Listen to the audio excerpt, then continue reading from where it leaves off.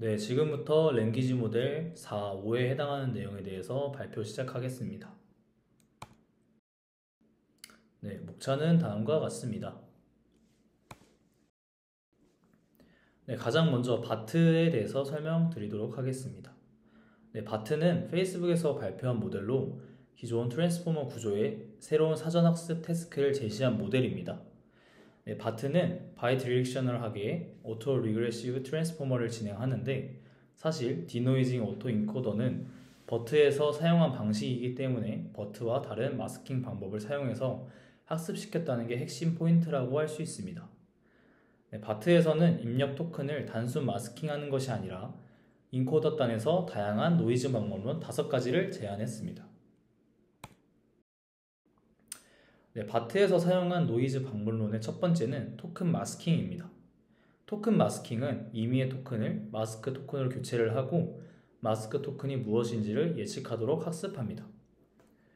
네, 그 그림에서 보시면 센텐스 1과 센텐스 2가 있는데 센텐스 1에서는 B가 마스킹이 되었고 센텐스 2에서는 D가 마스킹된 모습을 볼 수 있습니다. 네, 바트에서의 토큰 마스킹은 버트의 마스킹을 따르기 때문에 인풋 시퀀스는 유지가 됩니다. 네, 두 번째 노이즈 방법론은 토큰 딜리션입니다. 토큰 딜리션은 임의의 토큰을 삭제하고 삭제한 토큰의 위치와 해당 토큰이 무엇인지를 찾도록 학습하게 됩니다. 네, 토큰 딜리션에 대해서도 예제를 한번 확인을 해보면 센텐스 1에 대해서는 B랑 저 점에 이제 세퍼레이트 토큰이 사라졌고 센텐스 2에 대해서는 D와 점 세퍼레이트 토큰이 사라진 걸 볼 수 있습니다. 네, 노이즈 방법론의 세 번째는 텍스트 인필링입니다. 텍스트 인필링은 포화송 분포를 따르는 람다가 3인 포화송 분포에서 스팬 랭스를 샘플링하여 하나의 마스크 토큰으로 대체하게 됩니다. 그리고 스팬 랭스가 0인 경우에는 해당 위치에 마스크 토큰을 추가하고 마스크로 대체된 토큰에 몇 개의 토큰이 존재하며 각 토큰이 무엇인지 예측하도록 학습하게 됩니다. 네, 해당 예제에서는 B, C가 마스킹이 되었고 D가 마스킹된 모습을 볼 수 있습니다. 네, 텍스트 인필링은 여러 토큰을 하나의 마스크 토큰으로 대체할 수 있다는 점에서 토큰 마스킹과 다르다고 할 수 있습니다. 네 번째 노이즈 방법론은 센텐스 퍼뮤테이션입니다. 센텐스 퍼뮤테이션은 문장의 순서를 랜덤으로 섞고 기존 문장의 토큰 순서대로 다시 복원하도록 학습합니다. 네, 예시를 보시면 센텐스 1과 센텐스 2의 위치가 바뀐 걸 확인할 수 있습니다. 네, 마지막으로 다섯 번째 노이즈 방법론은 도큐먼트 로테이션입니다. 도큐먼트 로테이션은 하나의 토큰을 유니폼리하게 뽑은 후 그 토큰을 시작점으로 회전시킵니다. 네, 원래 순서를 복원하여 기존 문서의 스타트 토큰을 찾도록 학습하게 됩니다. 예제를 확인하면 C가 스타트 토큰이 되어서 그 순서대로 C부터 순서대로 토큰이 나열된 걸 확인할 수 있습니다. 네, 사전학습을 완료한 후에는 바트의 파인튜닝은 다음과 같이 진행합니다. 먼저 시퀀스 분류에 대한 미세 조정은 프리트레인드된 인코더와 디코더에 동일하게 완전한 문장이 입력되고 디코더 마지막 토큰의 마지막 히든 스테이트가 멀티클래스 리니어 클래시파이어를 통과하여 문장을 분류하게 됩니다.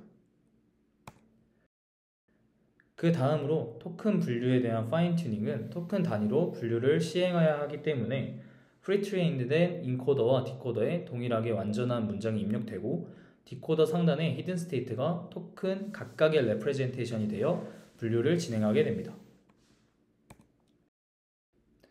이어서 시퀀스 생성에 대한 파인 튜닝은 프리트레인드된 인코더에 완전한 문장을 입력하고 프리트레인드된 디코더는 오토 리그레시브하게 아웃풋을 출력하게 됩니다. 그 다음으로 기계 번역에 대한 미세 조정은 보이시는 것처럼 새로운 인코더를 추가해주게 됩니다. 바트의 사전학습은 단일 언어에 대한 텍스트로 학습하였기 때문에 다른 언어의 텍스트가 들어오면 처리할 수가 없습니다. 그래서 새로운 인코더를 사전 학습된 인코더의 전 단계에 추가해 줌으로써 다른 언어의 텍스트 정보를 학습된 언어의 텍스트 정보로 넘겨주어 해결하게 됩니다. 그리고 추가된 인코더는 기존 인코더의 임베딩 레이어 역할을 하게 됩니다. 따라서 해당 태스크에는 인코더를 두 가지 스텝으로 훈련시키게 됩니다. 첫 번째 스텝에서 바트의 대부분의 파라미터를 프리즈하고 랜덤으로 초기화된 소스 인코더, 바트의 포지셔널 임베딩, 그리고 첫 번째 인코더 레이어의 셀프 어테션 인풋 프로젝션 매트릭스만 학습시킵니다. 그리고 나서 모든 모델의 파라미터를 작은 수의 이터레이션으로 학습시키게 됩니다. 바트의 실험 결과는 다음과 같습니다. 위의 표에서는 인풋 노이즈 방식에 따른 결과를 보여주고 있습니다. 마스킹을 하지 않는 경우인 도큐먼트 로테이션, 센텐스 셔플링 성능이 매우 낮음을 보였고 토큰 딜리션은 제너레이션 태스크에 강점이 있었습니다. 그리고 아래의 표에서는 배치 사이즈를 크게 했을 때의 결과인데 배치 사이즈를 크게 했을 때도 로벌타와 비교해서 더 나은 성능을 나타내는 걸 확인할 수 있었습니다. 네, 그 다음으로 소개드릴 모델은 T5입니다. T5는 모든 NLP 태스크들을 텍스트 투 텍스트 문제로 취급하여 인풋도 텍스트, 아웃풋도 텍스트 형태로 설정하여 여러 태스크들을 해결하는 모델입니다.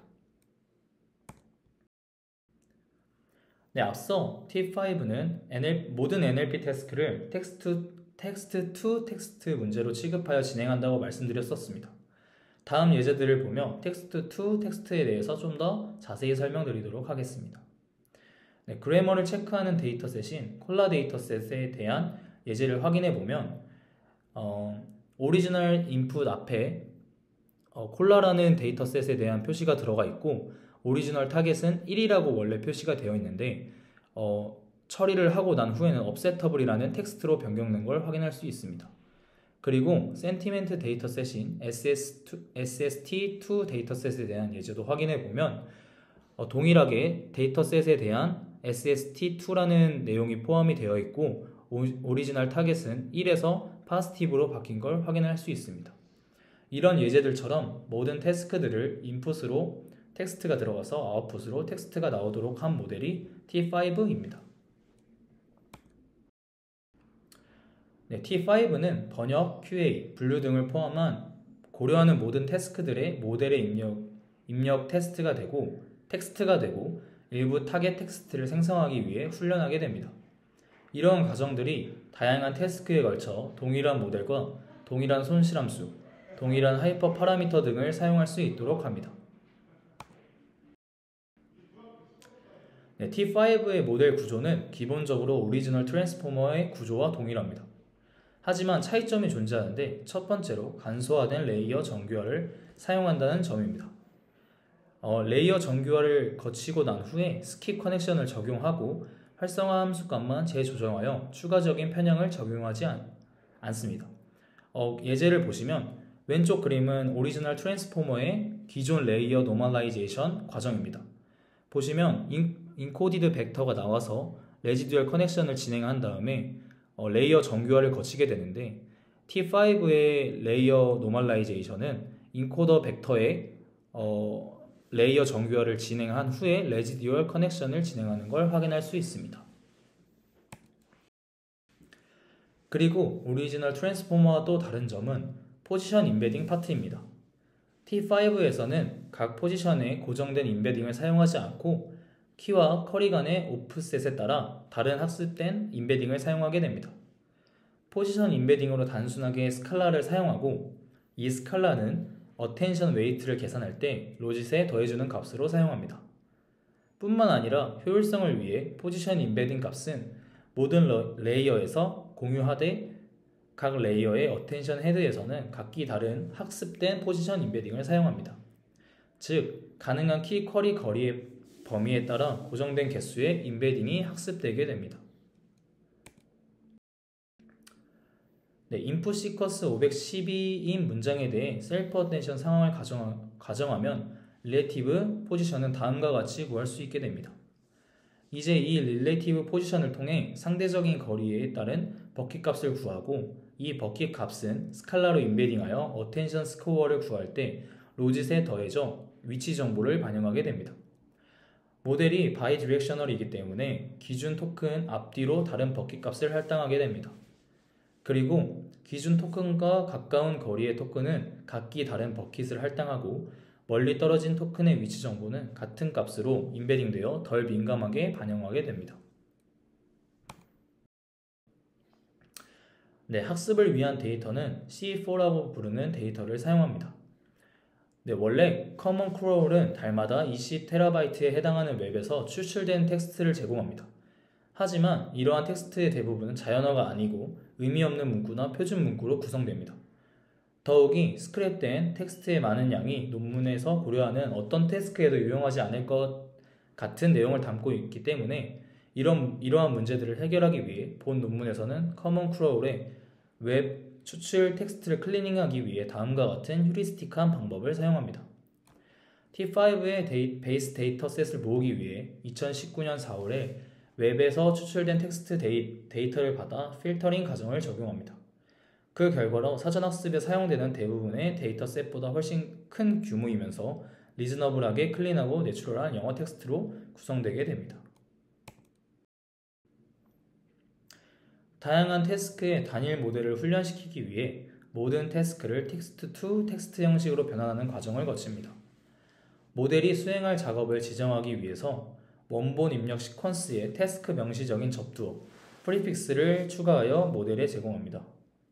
예를 들어 머신 트랜슬레이션에 대한 프리픽스는 Translate English to German 이라고 프리픽스를 추가해주고 NLI 예제 같은 경우는 MNLI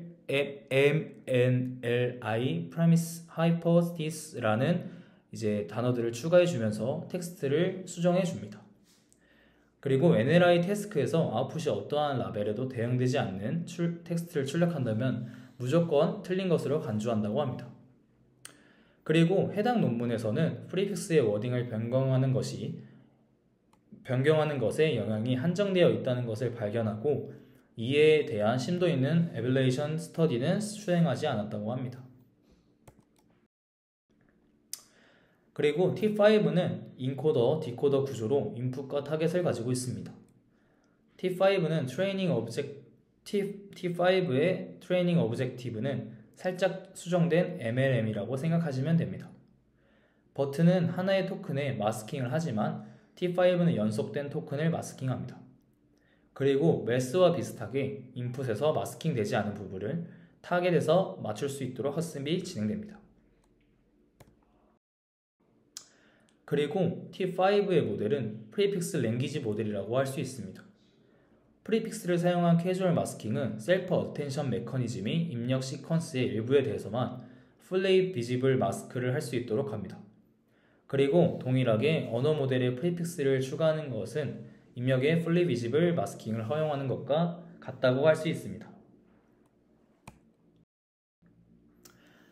T5는 실험을 매우 많이 진행했습니다.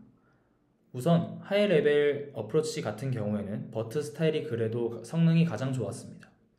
그리고 corrupt strategies는 replace span, corruption rate는 15%, corruptive span length는 3일 때 가장 성능이 좋았다고 합니다.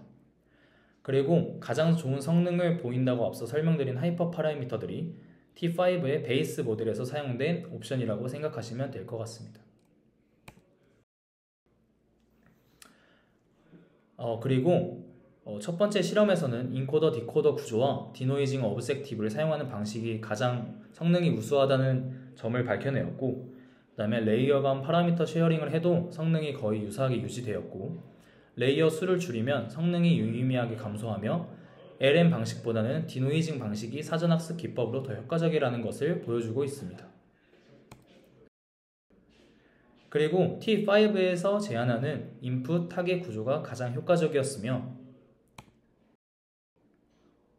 앞서 말씀드린 것처럼 corruption rate는 15%일 때 가장 성능이 우수하였다고 합니다. 그리고 corruption span은 IID 방식일 때 가장 성능이 우수했다고 합니다. 그리고 unsupervised pre-training 후 파인튜닝을 하는 방식이 가장 효과적이었으며 더 큰 모델을 더 오래 학습시키면 성능이 향상되었다고 합니다. 네, 다음 설명드릴 모델은 디스틸버트입니다. 최근에 NLP 도메인에서는 버트를 기반으로 한 대규모 프리트레인 모델이 기본이 되었습니다. 그 결과 비약적인 성능 향상이 있었지만 동시에 모델의 크기도 함께 급속도로 증가하게 되었습니다. 이러한 대규모 모델은 온 디바이스에서 리얼타임 서비스되어야 하는 경우에 사용하기 곤란하다는 치명적인 단점이 존재합니다. 랭귀지 모델의 크기를 키우면 성능이 향상되는 것은 맞지만 인퍼런스 예산에 제한이 있거나 엣지 디바이스에서도 작동하려면 성능은 최대한 유지하면서 보다 컴팩트한 구조의 모델이 필요하다는 점으로부터 제한된 모델이 디스틸버트입니다. 즉, 모델의 성능을 어느 정도 유지하면서 가볍고 빠른 모델을 만드는 것이 해당 모델의 주 목적이라고 할 수 있습니다. 시간의 흐름에 따라 모델의 파라미터 수를 나타내는 해당 그래프를 보시면 디스틸버트가 매우 컴팩트한 모델임을 알 수 있습니다. 네, 디스틸버트는 디스틸링 놀리지 기법을 기존의 버트에 적용한 모델이라고 할 수 있습니다. 네, 디스틸링 놀리지, 지식 증류 기법은 큰 모델로부터 증류된 지식을 작은 모델로 트랜스퍼하는 일련의 과정을 의미하게 됩니다. 해당 기법에서 사용되는 로스인 디스틸레이션 로스는 소프트 라벨과 소프트 프레딕션 사이의 크로스 엔트로피, 즉 티처의 프레딕션 디스트리뷰션을 스튜던트가 비슷하게 예측하도록 유도하고, 스튜던트 로스는 하드 레이블과 하드 프레딕션 사이의 크로스 엔트로피, 즉 스튜던트가 그라운드 트루스 라벨을 잘 맞추도록 유도하게 됩니다. 디스틸버트의 모델 구조는 버트의 기본적인 구조와 유사합니다. 하지만 다음과 같은 차이점이 존재합니다. 첫 번째로 토큰 타입 임베딩, 즉 세그멘트 임베딩이 제거됩니다. 그리고 두 번째로 티처 모델의 트랜스포머 레이어를 두 개마다 하나씩 추출해 전체 레이어 수를 6개로 줄이게 됩니다. 그리고 세 번째로 풀러 레이어, 다운스트림 태스크 적용 목적으로 CLS 토큰의 파이널 레프레젠테이션을 변환해주는 피드 포워드 뉴럴 네트워크 레이어인 풀러 레이어를 제거하게 됩니다. 네, 앞서 버트와 구조적인 차이가 앞서 설명드린 것처럼 있었고, 그리고 디스틸버트의 오브젝티브 펑션은 첫 번째로 디스틸레이션 로스, 티처와 스튜던트의 프레딕션 디스트리뷰션이 같을수록 낮은 값을 가지게 됩니다. 학습 시 티처와 스튜던트 모두 동일한 t를 사용한 소프트 맥스 템퍼러처를 사용하며 인퍼런스 시에는 t는 1로 설정하게 됩니다. 그리고 마스크드 랭귀지 모델 로스가 존재합니다. 마스크드 랭귀지 모델 로스는 버트에서 사용하는 MLM 로스와 동일합니다. 그리고 마지막으로 코사인 임베딩 로스가 존재합니다. 코사인 임베딩 로스는 티처와 스튜던트의 히든 스테이트 벡터들이 바라보는 방향을 일치시키는 목적으로 사용되는 로스입니다. 이 세 개의 로스를 더한 값이 최종 트레이닝 오브젝티브로 사용됩니다. 네, 디스틸버트는 다음 실험 결과들을 통해 우수함을 입증했습니다. 버트의 성능을 97% 정도 유지하고 다운스트림 태스크에 괜찮은 성능을 보이며 다른 모델들에 비해 크기가 작으며 속도가 매우 빠른 실험 결과를 보여주고 있습니다. 그리고 모델에 대한 에벌레이션 스터디 결과는 다음과 같았습니다. MLM 로스가 가장 성능에 미치는 영향이 적고 디스틸레이션 로스와 코사인 로스를 제거하면 유의미한 성능 저하가 발생하였고, 스튜던트 모델의 웨이트 이니셜라이제이션을 랜덤하게 하면 성능 저하가 크게 발생한 결과를 확인할 수 있었습니다.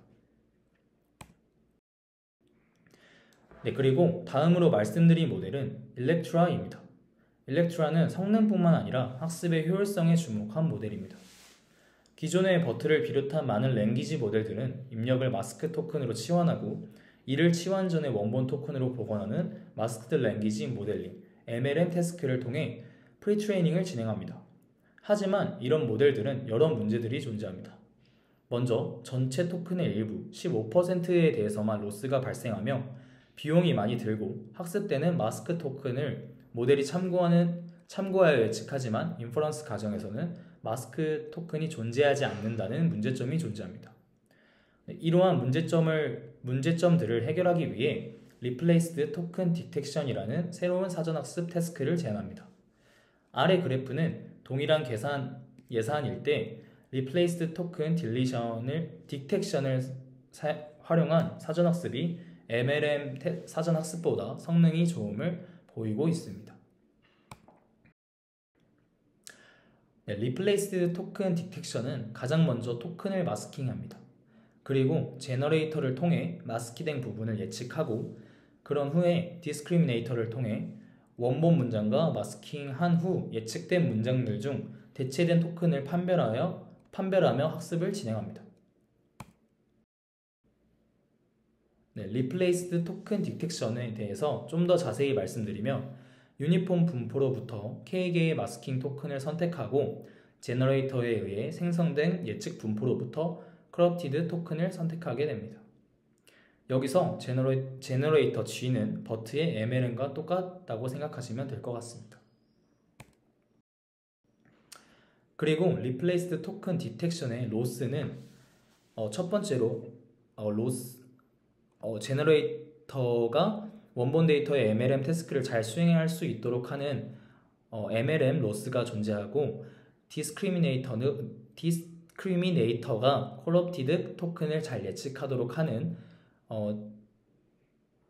로스가 존재하고 최종 로스는 이 두 로스의 선형 그룹으로 구성된다고 할 수 있습니다. 제너레이터와 디스크리미네이터가 나오니 겐이 가장 먼저 떠오르셨을 텐데 일렉트라의 트레이닝 오브젝티브는 겐과 몇 가지 차이점이 존재합니다. 첫 번째로 제너레이터가 원래 토큰과 동일한 토큰을 생성했을 때 겐은 네거티브 샘플로 간주하지만 일렉트라는 포지티브 샘플로 간주합니다. 그리고 두 번째로 제너레이터가 디스크리미네이터를 속이기 위해 어드버서리얼하게 학습하는 게 아니고 맥시멈 라이클리후드로 학습하게 됩니다.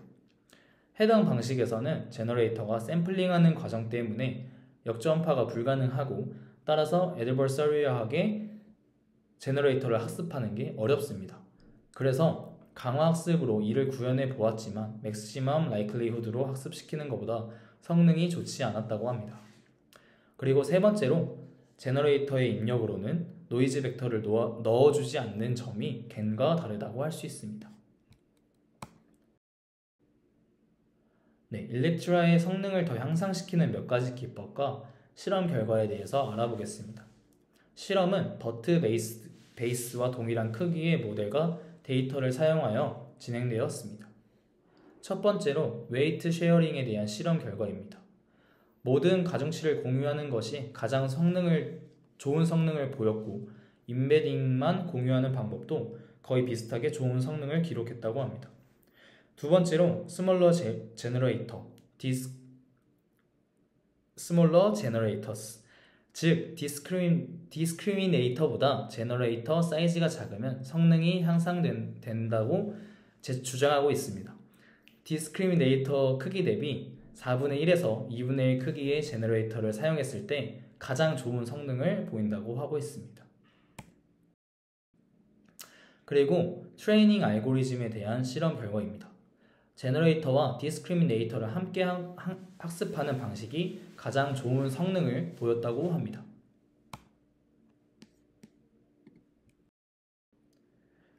그리고 저자들이 제시한 연구의 가장 큰 향상점 중 하나는 프리트레이닝의 효율성 향상입니다. 이를 검증하기 위하여 저자들은 하나의 GPU로도 빠르게 학습할 수 있는 수준으로 작은 모델들을 만들어보는 실험을 진행하였습니다. 같은 사이즈의 모델들에 비교해서 일렉트라 스몰이 성능이 좋고 속도가 빠름을 보였고 훨씬 큰 모델인 GPT보다도 성능이 좋았습니다. 그리고 저자들은 스몰 모델뿐만 아니라 라지 모델로도 실험을 진행하였습니다. 일렉트라 400K는 로버타나 엑셀넷의 단 4분의 1 계산량만으로 이들과 필적할 만한 성능을 보였다고 합니다. 그리고 더 많이 학습시킨 일렉트라는 이들을 뛰어넘는 성능을 보였고 이 역시도 계산량은 두 모델보다 적다고 합니다. 해당 실험은 토큰에 대한 학습 효율, 필터링 때만 사용하고 파인 튜닝 때는 없는 마스크 토큰 때문에 생긴 성능 차이를 보이기 위해 진행한 실험입니다. 결과는 일렉트라 15%와 리플레이스드 MLM보다 훨씬 좋은 성능을 보였고 올 토큰스 MLM은 그나마 일렉트라에 가장 가까운 성능을 보이며 버트와 일렉트라의 성능 차이를 많이 줄였다고 합니다. 전반적으로 결과를 봤을 때 일렉트라가 학습 효율도 굉장히 좋고 마스크 토큰에 대한 프리트레이닝과 파인 튜닝 간의 불일치 문제도 상당히 완화시킨 것을 알 수 있었습니다. 그럼 이어서 디벌타에 대한 설명을 드리도록 하겠습니다. 디벌타에 대한 설명에 앞서서 디벌타의 중요한 개념인 Disentangled Representation에 대해서 말씀드리고자 합니다. 이는 표현하고자 하는 어떤 한 개념을 독립적인 여러 개의 하위 개념들로 분해하여 표현하는 것입니다. 즉, 서로 뒤얽혀 있는 특징들을 독립적으로 풀어서 표현하는 것을 Disentangled Representation이라고 할 수 있습니다. 다음과 같은 겐 같은 생성 모델이 있을 때 생성 모델을 통해서 안경을 쓰지 않는 학생에게 안경을 씌우고자 합니다. 하지만 새롭게 생성된 이미지는 전혀 다른 사람의 이미지로 생성이 됩니다.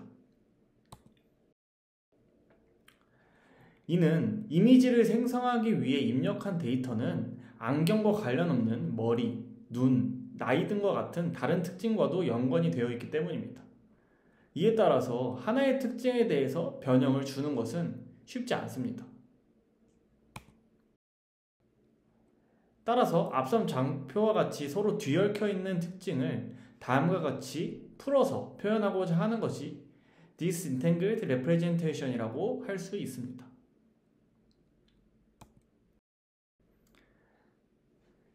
Disentangled Representation에 이어서 디벌타는 포지셔널 임베딩이 중요합니다. 포지셔널 임베딩은 단어의 위치 정보를 특정 차원의 벡터로 표현하는 것입니다. 트랜스포머에서는 각 단어의 임베딩 벡터에 위치 정보들을 더하여 모델의 입력으로 사용합니다. 포지셔널 임베딩 벡터는 특정 길이에 따라 고정된 값을 사용하거나 학습하여 사용하게 됩니다. 대표적으로 Absolute Positional Embedding은 어떤 입력 문장이더라도 각 단어의 위치에 포지션 임베딩 값은 동일한 값을 사용하게 되고 Relative Positional Embedding은 특정 위치의 단어를 기준으로 일정 길이 이내에 위치한 단어와의 상대적 거리 정보를 반영하여 임베딩하게 됩니다. 먼저 절대적인 포지션 임베딩은 어떤 입력 문장이더라도 각 단어의 위치에 포지션을 임베딩 값은 동일한 값을 사용하게 됩니다. 모델의 입력 임베딩에 포지션 임베딩을 더하여 사용하게 되며 각 단어의 포지션 값을 인덱스로 하여 해당하는 포지션 임베딩 행렬에서 값을 뽑아서 사용하게 됩니다. 이에 따라서 각 토큰의 절대적 위치 정보, 그 다음에 절대적으로 떨어진 거리 정보를 파악하는 것이 가능합니다. 다음으로는 Relative Positional Embedding입니다. 이는 특정 위치의 단어를 기준으로 일정 길이 이내에 위치한 단어와의 상대적인 거리 관계 정보를 반영하게 됩니다. 어텐션을 구하는 행렬 연산 과정에서 포지션 임베딩을 활용하게 되며 이는 각 단어 간의 상대적 위치 차이가 인덱스로 사용되고 이와 짝지어진 토큰 간의 상대적 위치 정보를 파악하는 것이 가능하게 됩니다. 앞선 Disentangled Representation과 포지션 임베딩을 적용한 디벌타와 버트는 다음과 같은 모델의 구조의 차이를 가지게 됩니다. 이에 대해서 설명드리도록 하겠습니다. 앞선 버트와 같은 트랜스포머 기반의 언어 모델들은 각 블록에서 완전히 연결된 포지셔널 핏포워드 네트워크에 뒤따른 멀티헤드 셀프 어텐션 레이어를 포함하게 됩니다. 이때 버트는 컨텐트 임베딩과 앱솔루트 포지션 임베딩을 더하여 인풋의 값으로 활용하게 되며 디스인탱글드 어텐션 메커니즘은 디스인탱글드 기법에 착안하여 어텐션 계산에 사용되는 리프레젠테이션을 컨텐트와 포지션 벡터로 분리하여 사용하게 됩니다. 컨텐트 간 어텐션 웨이트는 각각 컨텐트와 릴레이티브 포지션의 디스인탱글드 매트릭스를 사용하여 연산하게 되고 이에 따라 컨텐트와 포지션 간의 관계를 풀리 모델링하는 것이 디스인탱글드 어텐션의 목표라고 할 수 있습니다. 이에 따라서 디스인탱글드 어텐션은 다음에 4가지 어텐션을 수행하게 됩니다. 이는 쿼리 토큰의 컨텐트와 포지션, 그 다음에 키 토큰의 컨텐트와 포지션의 조합으로 다음과 같이 4가지로 구성이 되게 됩니다. 이때 각 토큰의 의미는 다음과 같습니다. 먼저 첫 번째는 컨텐트 투 컨텐트입니다. 이는 포지션 정보를 반영하지 않은 컨텐트 간의 어텐션으로 전통적으로 우리가 지금까지 보아왔던 어텐션과 동일하다라고 생각해 주시면 될 것 같습니다. 다음은 컨텐트 투 포지션입니다. 이는 쿼리 컨텐트와 컨텐트로부터 키 컨텐츠와의 상대적 위치를 고려한 어텐션이며 세 번째로 포지션 투 컨텐트는 컨텐트로부터 쿼리 컨텐트의 상대적 위치와 키 컨텐츠를 고려한 어텐션이라고 볼 수 있습니다. 마지막으로 포지션 투 포지션 어텐션입니다. 이는 릴레이티브 포지션 임베딩에서 이미 고려되었기 때문에 따로 추가적으로 이제 계산해서 고려하지는 않는 대상입니다.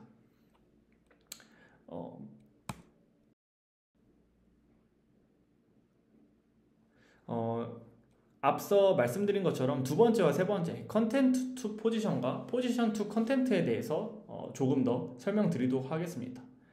현재 쿼리 토큰의 위치가 3일 때 키 토큰의 상대 위치는 다음과 같이 정의가 되게 됩니다. 이에 따라서 각 키 토큰의 포지션에 따라서 다음과 같이 어텐션 연산을 진행하게 됩니다. 각 키 토큰의 포지션 값과 어텐션을 계속해서 진행하게 됩니다.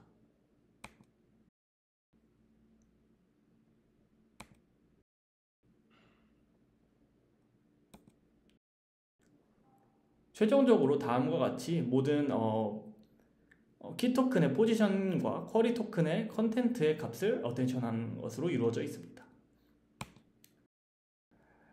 다음은 포지션 투 컨텐트에 대해서 설명드리겠습니다. 이는 다음과 같이 컨텐트 J로부터 쿼리 컨텐츠의 I의 상대적 위치와 키 컨텐츠의 J를 고려한 어텐션입니다. 다음과 같이 저희는 쿼리 토큰의 위치를 세 번째로 가정하였을 때 C1은 C3는 C1으로부터 우측으로 2개 이동한 형태입니다. 따라서 키 토큰의 P2의 포지션 임베딩 값과 어텐션 한다고 생각해 주시면 될 것 같습니다. 이와 동일하게 C2의 값은 C3의 값은 이제 C2로부터는 오른쪽으로 한 칸 되어 있기 때문에 다음과 같이 포지션 임베딩 값이 다음과 P1의 위치에 있는 키 토큰의 값과 이제 어텐션 돼서 이루어진다고 보시면 될 것 같습니다.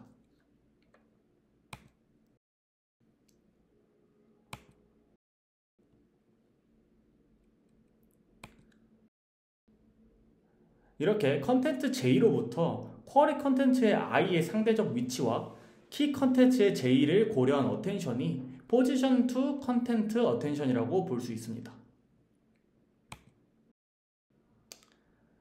그렇다면 어떻게 어텐션이 되는지 기존의 어텐션과 비교하여 설명드리도록 하겠습니다.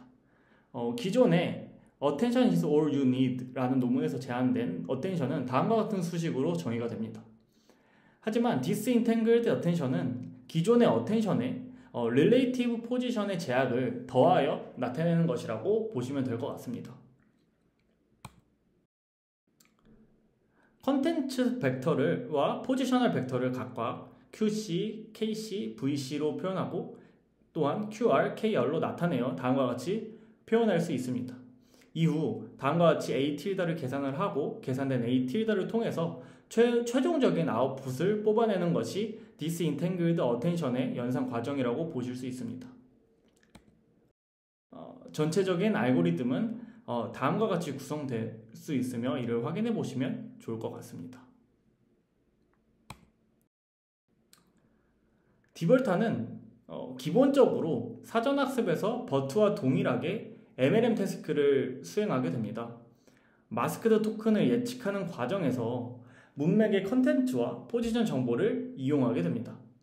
하지만 MLM 태스크에서 포지셔널 임베딩만을 다시 하겠습니다. MLM에서 릴레이티브 포지셔널 임베딩만을 사용하는 것에는 문제가 발생하게 됩니다. 다음과 같이 new라는 단어의 오른쪽에 store와 more이라는 문맥적 차이를 반영하기 어려워지게 됩니다. 이에 따라서 앱솔루트 포지션을 고려해야 합니다. 디벌타에서는 인풋 레이어가 아니라 마지막 n개의 트랜스포머 레이어에서 앱솔루트 포지션 정보를 사용하는 방식으로 이러한 문제점들을 해결해 보고자 하였습니다. 버트와 비교해서 MLM 레이어의 직전과 마지막 트랜스포머 블럭에서 다음과 같은 과정이 진행되게 됩니다. 본 논문에서는 마지막 n개의 트랜스포머 인코더 레이어를 디코더 레이어, 즉 디코더라고 칭하는데 이는 이제 트랜스포머의 디코더와는 의미하는 바가 다르다는 것은 알아주시면 좋을 것 같습니다. 다음과 같이 마지막 n개의 트랜스포머 블럭에 대해서 이전 레이어의 아웃풋에 앱솔루트 포지셔널 임베딩을 더하여 해당 레이어의 인풋으로 사용하게 되며 n은 보통 1이나 2를 사용을 하고 n개의 트랜스포머 블럭은 웨이티드 쉐어링이 가능하게 됩니다. 그 결과 로버타는 다이아고널에서 어텐션 스코어가 뚜렷하게 높게 나타나며 이는 자기 자신의 어텐션 비중이 높다는 것을 알 수 있습니다. 이런 로버타와 비교하여 디벌타는 CLS 토큰에 대해서만 이런 현상이 나타나는데 이는 바람직하다고 볼 수 있습니다. 왜냐하면 CLS 토큰은 전체 인풋 시퀀스에 대한 컨텍스처얼한 리프레젠테이션으로 사용되기 때문에 CLS 토큰에 대해서는 어텐션 값이 높은 것이 좋다고 바람직하다고 볼 수 있습니다.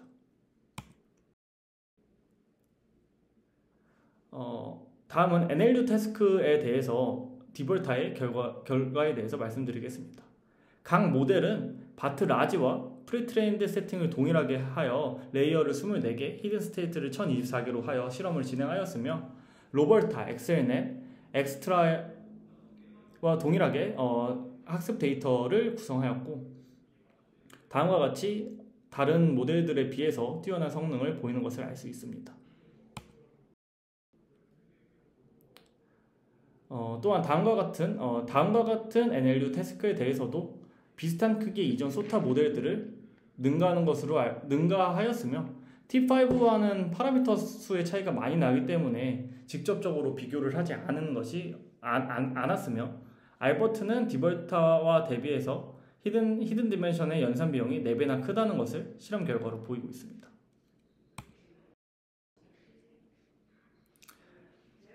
마지막으로 어버레이션 스터디로는 디벌트의 베이스 모델로 실험을 진행하였으며 디스인탱글드 어텐션을 이루는 요소와 앱솔루트 포지션을 더한 EMD가 의미가 있음을 나타내주고 있습니다. 디벌타에 이어서 소개드릴 모델은 빅버드입니다. 기존의 언어 모델들은 셀프 어텐션을 도입하여 이전에 사용되던 순환신경망 모델이 가지고 있었던 문제점을 해결해 나갔습니다. 먼저 패러럴한 프로세싱을 통해서 병렬 연산을 하여 학습 시간을 단축하고 이를 통해서 모델의 구조를 확장하며 이와 동시에 다양한 데이터를 통해서 학습하는 것을 가능하게 만들었습니다. 또한 롱텀 디펜던시 문제를 해결하여 장기 의존성을 취할 수 있도록 합니다.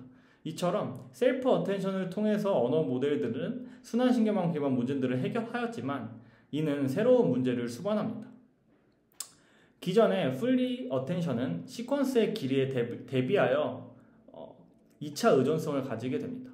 이에 따라서 아래 그림과 같이 시퀀스의 길이가 늘어날수록 연상량이 굉장히 증가하게 됩니다. 이에 따라서 시퀀스의 입력이 길어진다면 모델의 성능이 저하되는 문제점들이 발견되곤 하였습니다.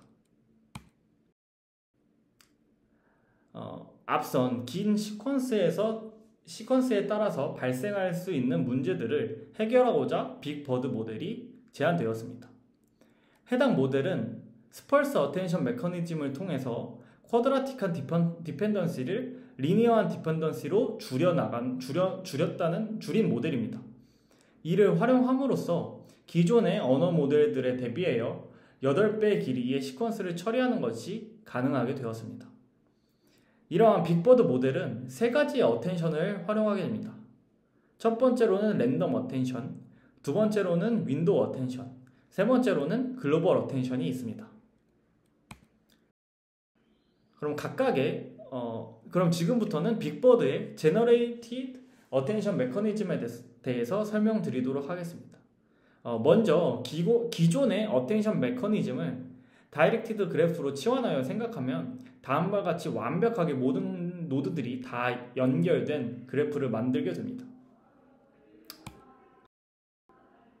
지금부터는 앞에서 소개드린 3가지의 어텐션에 대해서 차례대로 설명드리도록 하겠습니다.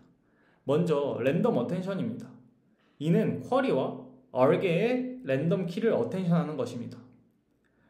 그래프 스펄시피케이션 이론에 따르면 랜덤 그래프를 생성하게 되면 두 노드 간의 최단 경로는 노드 개수의 로그 함수로 비례한다고 합니다. 이에 따라서 랜덤하게 연결된 그래프는 컴플리트한 그래프가 갖는 스펙트랄리티를 충분히 근사할 수 있다고 알려져 있습니다. 따라서 다음과 같이 토큰들 사이의 연결 관계를 무작위로 설정하는 것이 랜덤 어텐션이라고 보실 수 있습니다.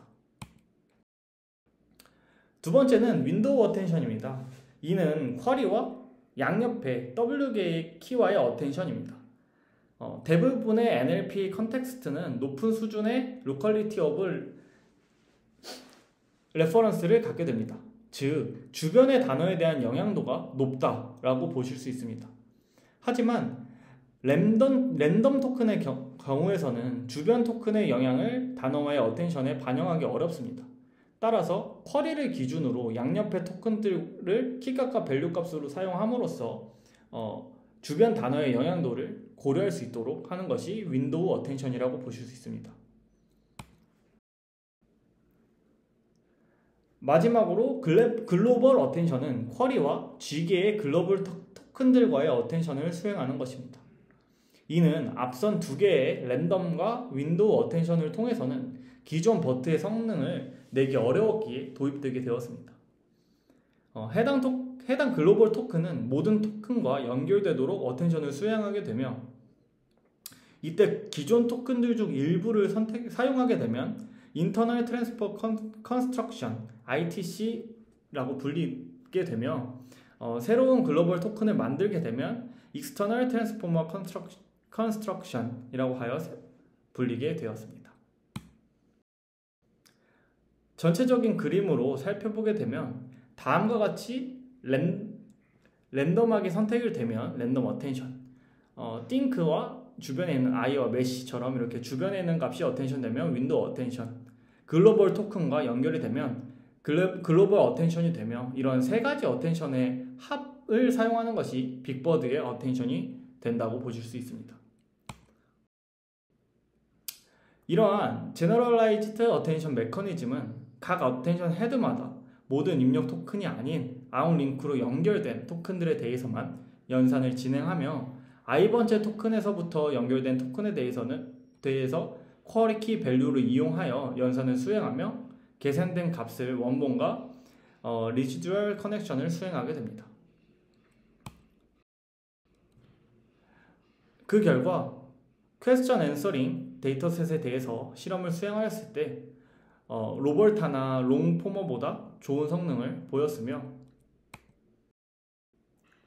또한 문서 분류 태스크에 대해서도 좋은 성능을 보이며 길이가 더 길면서 학습 데이터가 적은 경우에 더욱 큰 성능의 향상을 보였습니다. 이는 긴 시퀀스의 강점을 가진 빅버드 모델의 특징이라고 보실 수 있습니다. 마지막으로 긴 문서를 요약하는 태스크에 대해서는 소타의 성능을 달성을 하였으며 뿐만 아니라 짧은 문서에 대해서도 소타와 비슷한 성능을 보이므로 긴 문서와 짧은 문서 모두에 효과적이라는 것을 알 수 있습니다. 세 번째로 소개해드릴 모델은 스위치 트랜스포머입니다.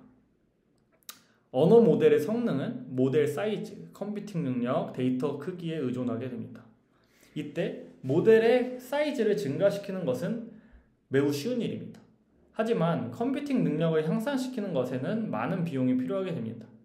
이에 따라서 모델의 사이즈의 증가에 따른 연산을 효율적으로 제어할 방법이 필요하게 됩니다. 스위치 트랜스포머는 피드포워드 뉴런 네트워크를 MOE로 대체하게 됩니다. 이를 통해서 연산량을 유지하면서 모델의 사이즈를 증가시키는 것이 스위치 트랜스포머의 목적이라고 보시면 될 것 같습니다. 먼저 기존의 트랜스포머 모델을 살펴보겠습니다. 트랜스포머 모델을 살펴보면 피드포워드 뉴런 네트워크가 셀프 어텐션보다 계산량이 굉장히 많다는 것을 다들 알고 계실 겁니다. 따라서 해당 네트워크를 Mixture of Experts, 즉 MOE로 대체하고자 합니다. 그렇다면 MOE가 무엇인지 알아보도록 하겠습니다. Mixture of Expert는 여러 개의 베이스 러너를 동일한 데이터로 학습하고 데이터의 학습에 더하여 각 샘플에 대한 베이스 러너의 신뢰도 또한 학습하게 됩니다. 이후 새로운 데이터에 대해서 신뢰도가 가장 높은 러너의 예측을 전체 앙상블 모델의 최종 결과로 사용한다는 것이 MOE의 아이디어라고 보실 수 있습니다. 다음과 같이 이제 전체 데이터셋으로 세 사람을 학습시키면 각 러너들은 전문 분야가 생기는 것입니다. 첫 러너는 요리, 두 번째는 음악, 세 번째는 의학에 대한 전문성이 생긴다고 하겠습니다. 이에 대해서 다음과 같이 음악의 아버지는 누구냐? 라는 질문이 들어오게 된다면 해당 질문에 대해서 가장 높은 신뢰도를 가지고 있는 두 번째 러너가 요한 세바스찬 바흐라는 대답을 전체 모델의 결과값으로 내게 됩니다. 하지만 이렇게 좋은 MOE라는 것이 널리 사용되기에는 문제가 몇 가지 존재하게 되었습니다. 먼저 어떤 샘플에 대해 어떤 베이스 러너가 가장 잘 작동하는지를 정의하는 것이 어렵습니다. 즉, 잘 작동하는 러너가 뭔지 정의하기 어렵다는 것입니다. 또한 각 베이스 러너 간의 커뮤니케이션 코스트가 높으며 학습이 불안전적으로 진행되게 됩니다. 이에 따라서 스위치 트랜스포머는 MOE의 라우팅 알고리즘을 단순화하고 커뮤니케이션과 컴퓨테이셔널 코스트를 감소시킬 수 있는 모델을 만들게 됩니다. 다시 리마인드를 하면 스위치 트랜스포머는 트랜스포머의 피드포워드 뉴런 네트워크를 믹스처 오브 엑스퍼트로 대체하여 사용하고자 합니다. 이에 따라서 MOE를 사용한 모델의 구조는 다음과 같이 구성됩니다. 피드포워드 뉴런 네트워크 레이어를 더 작은 구조의 여러 개의 피드포워드 뉴런 네트워크로 구성하여 MOE로 변경을 하고 사용하는 구조로 구성이 되는 것이 다음과 같은 것으로 전체적인 모습을 확인해 보실 수 있습니다. 기존의 MOE 라우팅을 살펴보면 입력 토큰의 입력받아 N개의 엑스퍼트 중 탑 K의 전문가에게 배분을 하고 I번째 전문가에 대해서 게이트 밸류를 소프트맥스로 산출을 한 이후에 앙상블 결과를 각 전문가의 결과와 게이트 밸류의 선형 결합을 통해서 최종적인 아웃풋을 산출하는 방식으로 진행되었습니다. 이렇게 기존 연구들에서는 좋은 결과를 보인 모델들을 살펴보면 두 명 이상의 전문가가 필요하다고 하였습니다. 하지만 스위치 트랜스포머에서는 단순히 한 개의 전문가만을 뽑는 방식을 사용합니다. 이를 통해 라우팅 연산을 줄이고 배치 사이즈를 줄일 수 있으며 이를 통해 라우팅의 구현이 간단해지고 커뮤니케이션 비용을 감소하게 됩니다. 하지만 이처럼 라우팅의 결정이 동적으로 변화하게 되기 때문에 expert capacity라는 값을 도입하게 됩니다. 해당 값은 다음과 같이 정의되며 1 이상으로 설정하여 균형 있게 할당되지 못할 때 추가적인 버퍼를 생성하게 됩니다. 하지만 너무 큰 값을 사용하게 되면 메모리 사용이 비효율적이라는 단점도 존재하게 됩니다. 캐퍼시티 팩터가 1일 때는 1번 전문가의 경우 용량보다 큰 배치를 처리하게 되었으며 이때 오버플로우가 나타나지 않도록 전체적인 캐퍼시티 팩터를 높일 수 있지만 이는 비효율적인 엑스퍼트를 늘리게 됩니다. 이에 따라서 특정 전문가에게 일이 몰리지 않도록 하는 것이 굉장히 중요한 문제가 되는데요. 로드 밸런싱을 위해 이렇게 일을 한 엑스퍼트한테 몰리지 않도록 로드 밸런싱을 하기 위해서 이를 강제하는 로스를 학습에 반영하게 됩니다. N개의 엑스퍼트, T개의 토큰을 갖는 배치로 구성이 되며 벡터 F와 P의 스케일드 닷 프로덕트로 계산이 되고 배치가 N개의 엑스퍼트에 균등하게 라우팅 되는 것이 목적이므로 유니폼 문법을 가질 때 해당 값들은 최소가 된다고 알려져 있습니다. 스위치 트랜스포머는 T5 및 학습 시간을 일치시킨 사이즈의 MOE보다 우수한 성능을 보였으며 스위치 트랜스포는 같은 구조의 MOE보다 계산 시간이 빠르다고 합니다.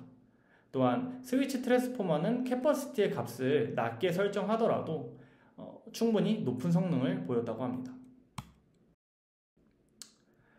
다음으로 소개시켜드릴 모델은 람다 모델입니다. 람다는 트랜스포머 기반의 다이알로그에 특화된 언어 모델로 1.56TB의 다이알로그 및 웹 텍스트 데이터로 학습됩니다. 기존의 언어 모델들의 사이즈의 증대는 성능의 향상을 보여주고 있었습니다. 하지만 언어 모델의 세이프티와 팩추얼 그라우딩을 향상시키는 것을 기대하기는 어려웠습니다. 따라서 람다는 모델의 성능을 높이기보다는 세이프티와 팩추얼 그라운딩을 향상시키는 것을 목표로 하는 모델입니다. 세이프티는 생성된 대답의 안정성이라고 보실 수 있으며 생성된 대답에 욕이나 혐오 발언, 차별이나 편향이 없는 것이 중요합니다. 팩추얼 그라운딩은 생성된 대답의 사실 여부가 중요합니다. 기존의 언어 모델들은 수많은 데이터를 통해서 학습이 되고 여러 대답을 노멀라이즈하여 대답을 생성하게 됩니다. 따라서 굉장히 사실 같지만 사실이 아닌 답이 생성될 수 있습니다. 다음에 예시를 보시면 좋은 몸을 만드는 효과적인 방법을 알려줘. 어떠한 사이트에서 스테로이드를 구매하여 사용하세요. 이는 안정성도 아니며 이 생성된 대답이 과연 사실일까에 대한 의문점도 들게 합니다.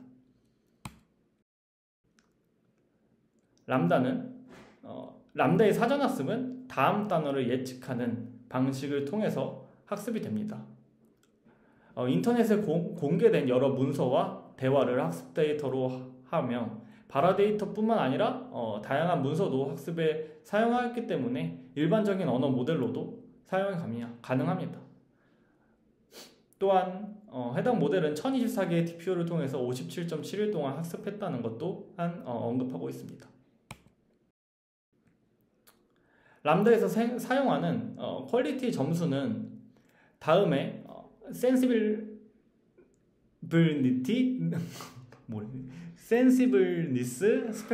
specificity, interestingness의 평균으로 사용하며 이전 모델인 미나에서는 퀄리티 평가로 앞선 2개의 평균을 사용하였습니다.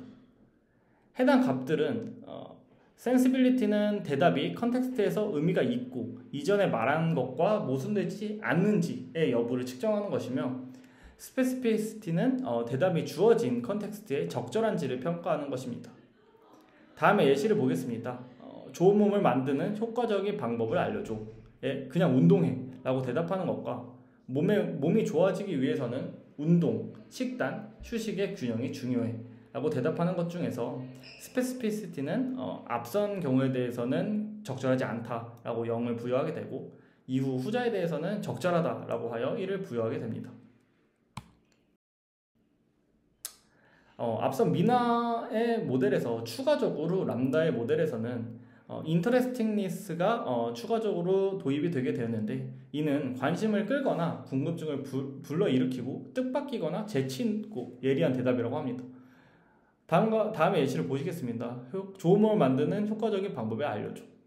열심히 운동하는 것이 중요해 보다는 앞서 후자의 예시였던 운동, 식단, 휴식의 균형이 가장 중요해가 좀 더 예리하고 이런 대답이라고 보실 수 있습니다.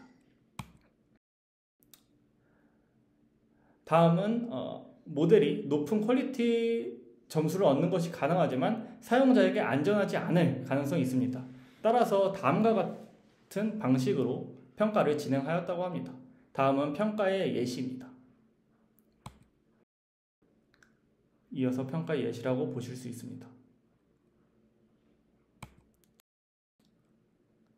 파인튜닝의 효과 또한 논문에 자세하게 언급되어 있습니다. 이어서 그라운드니스는 크로스 체크가 가능한 알려진 소스와 연계되어 있는지를 측정하게 됩니다. 이는 언어 모델이 그럴듯하지만 잘못된 문장을 생성하는 경향이 있기 때문에 평가하는 것이 중요하다고 합니다. 다음과 같이 그라운드니스와 인포메이티브니스는 다음과 같이 정의하게 됩니다. 다음의 예시에서 That's a great idea는 external world에 정보를 제공하지 않기 때문에 다음 수식에서 그라운드니스의 분모에는 포함되지 않지만 인포메이티브니스의 분모에는 포함되는 그런 문장이라고 보실 수 있으며 또한 다음과 같이 citation accuracy를 정의하게 됩니다. 이는 다음의 예시를 봤을 때 Dogs have 4 legs 되게 잘 알려진 사실입니다. 강아지는 항상 4개의 다리를 가지는 것이 일반적이니까요. 이럴 때는 이제 citation accuracy 계산에서는 분모에 포함되지 않는다 라고 보실 수 있습니다. 다음에 검증의 예시입니다. 또한 앞서 보여드린 것처럼 그라운드니스의 파인튜닝 효과 또한 다음과 같이 자세하게 논문에서 제시하고 있습니다.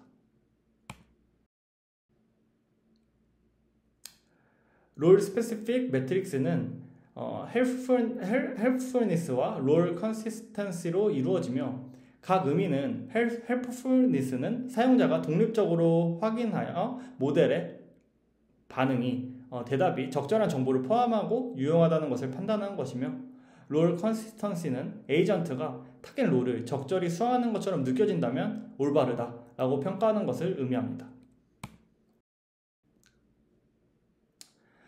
람다는 답변을 생성하는 제너레이터와 평가하는 판별자의 기능을 동시에 수행하게 됩니다.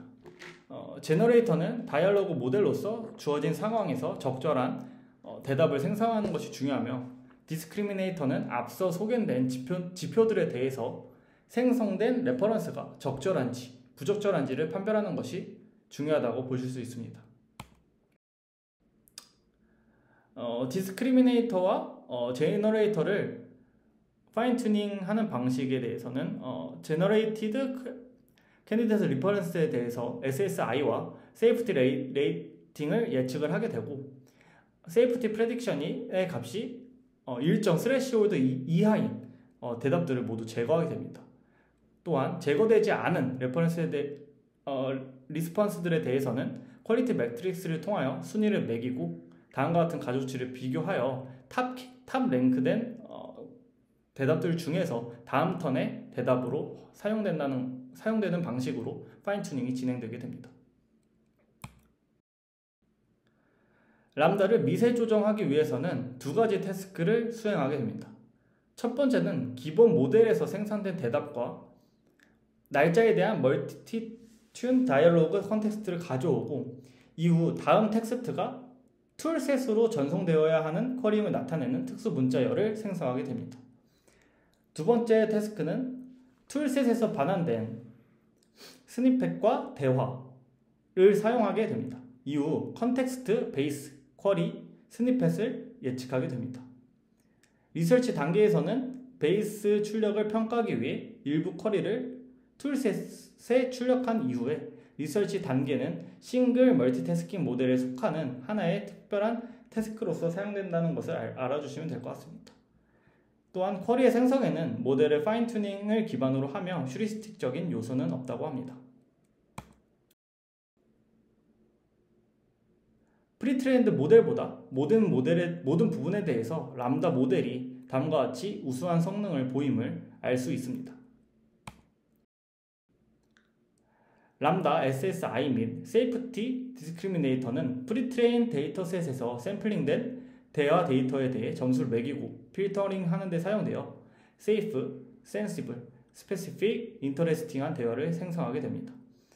다음 생산된 대화 데이터셋을 통해 람다 모델을 파인 튜닝하여 주어진 컨텍스트에서 레퍼런스에 생성을 하면 람다의 세이프티, 퀄리티가 크게 향상되게 됩니다.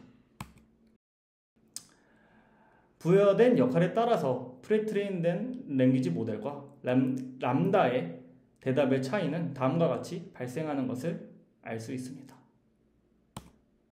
이상으로 모든 발표를 마치도록 하겠습니다. 감사합니다.